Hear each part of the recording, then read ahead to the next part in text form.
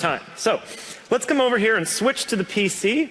I don't know if you folks have that on there. You'll notice I'm on my desktop because I'm on a PC here, which although it does have a touch screen, I'm going to focus on my usage with mouse and keyboard. So I'm on the desktop, and one of the new things we've done is enable the PC to boot or resume straight to the desktop. And what I'm going to do here is run IE. So I've run IE, I've opened Bing. Oh, you notice on Bing here, down at the bottom, there are a few things that look pretty familiar as the interests I've told Cortana about, because in fact, Cortana on the phone and Bing in the cloud share a knowledge of my interests, because I'm signed in right there, so that makes Bing a little bit more handy. And what I'm actually going to do, instead of focusing on this, that was a little non sequitur, I want to show you how IE11 has been updated to help enterprises deal with legacy sites on their corporate intranet. So I'm going to go here to this Contoso corporate travel site. This is a site that the Contoso company has put on their corporate intranet years ago when they targeted IE8. IE8, a very popular browser, and you see the site's kind of confused. It thinks I'm using an older version of IE. It's asking me to update to IE8. Oh no, that's not what I want. And so what we've done with an enterprise mode in IE11, which I'm going to switch to right here so you can see the difference, is change the user agent string, change the way ActiveX controls are invoked, re-enable some features that we have previously degraded and disabled, so these legacy sites will work great. So you see when I switch to enterprise mode, voila, Contoso Travel now works. And the way I showed that to you in this manual way is not the way we expect IT managers to really handle this. IT managers are able to set a list of sites on their corporate networks that should automatically go into enterprise mode, and therefore end users will get the right rendering approach for the old sites and the most modern rendering approach for sites out on the internet in a totally seamless way. And this is great because it makes it much more plausible for enterprises to be deploying this on their new PCs because they get to keep their site compatibility. Now, the next thing I want to talk about is a bunch of UI improvements we've made to the mouse and keyboard experience of Windows. And I mentioned already that I can boot straight to the desktop or resume to the desktop, but now I want to talk about one of the most used areas of computing real estate in the universe, and that is the Windows taskbar.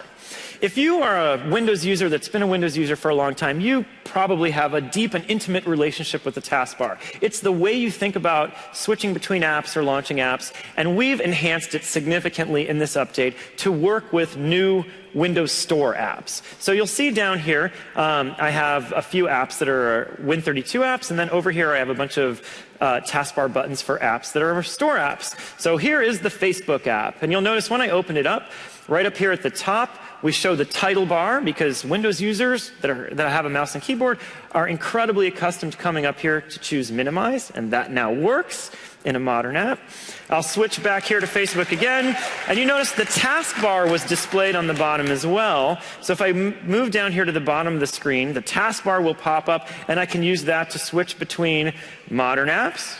There's Mail, there's Facebook, or I can switch back to a Win32 app like IE, the desktop is brought up. I no longer have to think about a different switching model for apps, whether they are Win32 desktop apps or modern.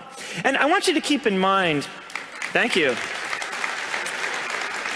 I want you to keep in mind that the work that we've done to make touch great is unaffected by these changes. If I were holding a tablet in my hands, being able to swipe in from the left and do task switching is convenient and natural.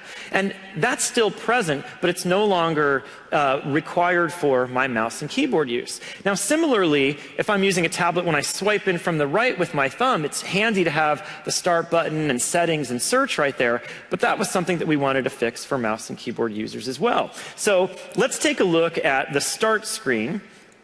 When I go to the start screen, you'll notice we've made a few changes here to make it easy for mouse and keyboard users to get to those functions. So right here, we've put a PC settings tile in because Windows 7 users expect to find settings or control panel on start. Up here, we've added a power button and a search button. So those functions, which previously hung off your right thumb, are now easy to find on start. The second thing we've tried to do is not just make it compatible so it's easy to learn, but get all of the new value, live tiles, and a customizable start screen to be more familiar for Windows mouse and keyboard users. So we implemented a right-click context menu that pops up in a familiar way, a way that all mouse users have grown to love. And it makes it easy for me to do things like resize a tile into its large or small size and so on. Even beyond that, there are power user commands that Windows users are familiar with, like holding down the control key and selecting a bunch of app tiles. And then when I do that, I can grab them all and drag them around together. I'll move these tiles all to here, and you can see that set of 3 all moved. Or I can choose a set and change them all to small tiles. So I have a powerful and quick way to interact with the start screen via the mouse. Okay. Now, the last thing I want to show is ways that we've improved Windows 8.1 via this update to help users find your apps. So I'm going to come back to the desktop, and I want to point out here, you might have noticed, and this is on all PCs that get the Windows 8.1 update, we are pre-pinning the Windows Store to the taskbar so that desktop mouse and keyboard users will find the store much more discoverable. It's right there. It's always available. And in fact, I also want to show you that this is a store update that will be coming a little later. We're improving the store UI to be really mouse and keyboard friendly. And instead of some of these functions being off-screen, handy if you have a touch tablet, but not so discoverable on a PC with no touchscreen.